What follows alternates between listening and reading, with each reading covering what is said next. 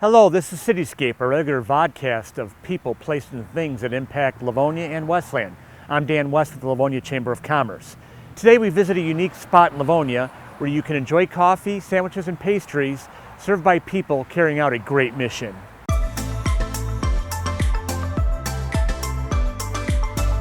Anastasia and Katie's Coffee Shop and Cafe, located near the corner of 7 Mile Merriman, opened in December of 2019 to create a place where people with and without disabilities can work in an inclusive and supportive environment. The coffee shop is an employment program for the nonprofit group My Work Matters, which is focused on advocacy for employment opportunities for those with intellectual and developmental disabilities. The shop was named for the daughters of the two nonprofit co-founders, both of whom are teenagers rocking an extra chromosome. We're joined today by Kelly Rockwell, who is the one of the co-founders of the shop and also the executive director of My Work Matters. Kelly, thank you for joining us today. Thank you for having me. Give us a story of how you got involved in advocating for people with intellectual and developmental disabilities, and how you took it to a level that you led to this shop. So sure. So really, it started when my daughter was born, when she was a tiny baby, and learning that she was going to have a disability that's a visible disability. And then, it really took kind of a life-changing turning point based on her school experiences.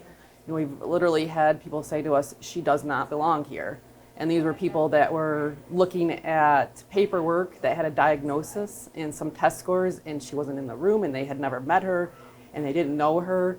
And what we were looking for is the same thing that other parents are looking for, is the opportunity and just to have the best education that we could possibly give her. But we were really only asking for what she was legally entitled to, which was to be included in a regular classroom.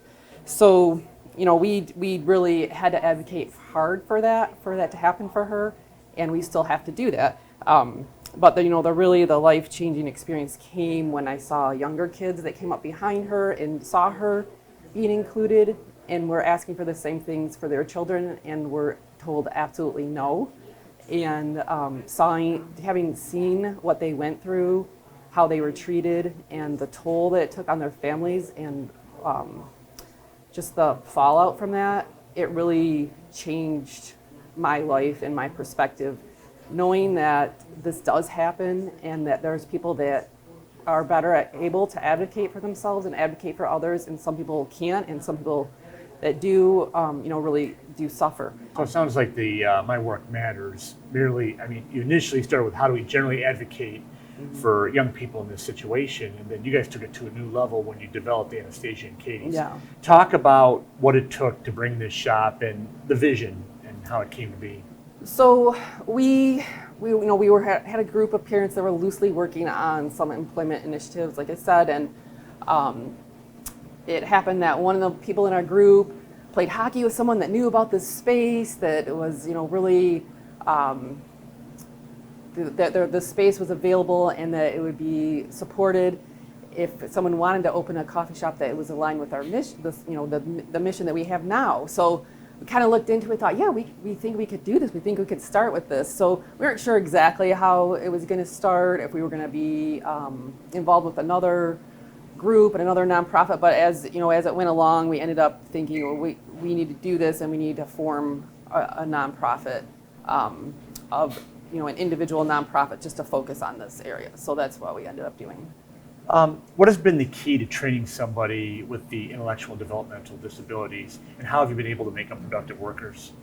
So I think really the key is finding the right people that understand and have empathy, but mostly it's about getting to know the person, what their strengths are, what their challenges are, and most of the things that we do are remarkably simple things to accommodate our team members. So, it seems overwhelming, like how, when you talk to other businesses or when you talk to teachers, I haven't worked with people with this type of disability. I know it's easy for people to get overwhelmed. I've seen that kind of like fear in people's eyes where they really want to do the right thing, but they don't know what to do. So it's really just talking or communicating with the person, observing, understanding what's important to them, and looking at your work environment and what we can do to make accommodations for the people. There's a motto you encourage your team to say. What is it and why? So we say we are good and strong. And what's the story behind that? So, well, the story behind it for me is that I loved coffee from a very early age. That was because I had You liked it good and strong? Yeah, I had a grandmother who people used to laugh and say this. She liked the coffee so strong and she would make it so strong that the spoon would stand up, and she used an old percolator.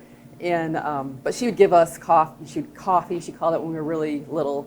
And I think it was mostly cream and sugar with a little bit of coffee in there, but we started really liking it. And I just always remember she would take an afternoon nap, and then when she got up, she would say, "Oh, all I need now is a good strong cup of coffee." And I always thought about her saying that because it's something she said every day.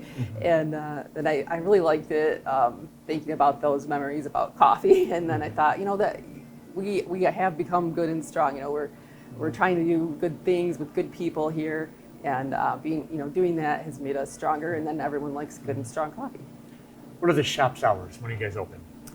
So we're open Tuesday through Friday, starting at 7 a.m. and until 2 p.m., and on Saturdays from 8 to 3 p.m. And other than coming in and buying food and drink from your house, can people support the work you do? So there's quite a few ways, but we also offer catering services now, where we offer box lunches, sandwich trays, pastry trays, coffee totes, bagels, muffins, that sort of thing. So we can provide small and large lunches from groups from sizes 10 to 100. Outside of that, I think really being conscious whether you work in a large corporation. A lot of companies have inclusion initiatives, but I always ask, do they have a disability inclusion initiative? Does that disability inclusion initiative include neurodiverse disabilities? Because I still see that as being an area where most companies don't have that. So if you're within a large company, evaluating that and trying to figure out if there are ways that you can be more disability friendly and promote those initiatives from within. And then supporting, there's other small businesses that have missions similar to ours and other organizations around. So supporting those places, like we have Mod Market right here in Northville.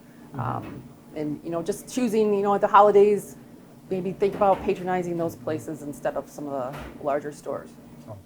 Well, Kelly, I thank you for your time today, and congratulations to you and your team for making the shop happen. You're 4 years in, and I know many people in this community are amazed by the work you folks have done. So thank you. Congrats to all of you. So that's all the time we have for this edition of Cityscape. We thank you for finding time to join us. We'll see you again next time.